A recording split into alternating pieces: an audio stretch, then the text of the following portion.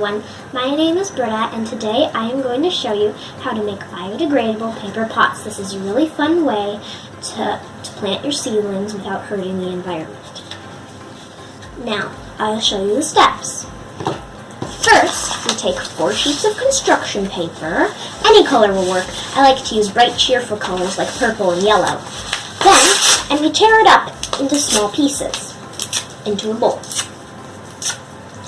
The pieces need to be very small because that will help your pot be nicer. Then, we add some water.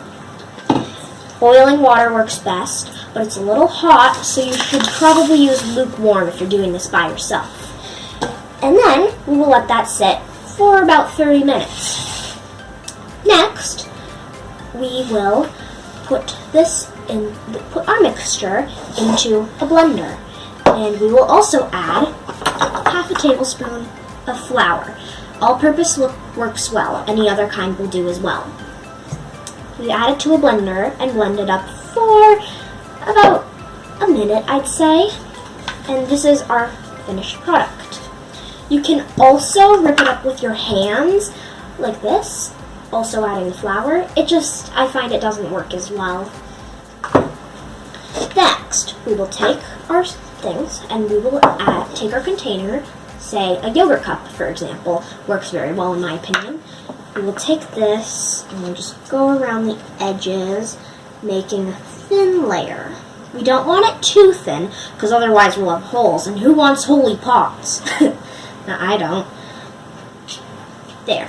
When you have a thin layer, you can set it in a dry, draft-free, warm spot for about 2 days to sit. Next, I have this pot that I've already made. To get it out, it doesn't really work to just flop it like that. The way that I like to do this, it's sticky. So you take a butter knife, careful, and you run it around the edge of your pot. That loosens it.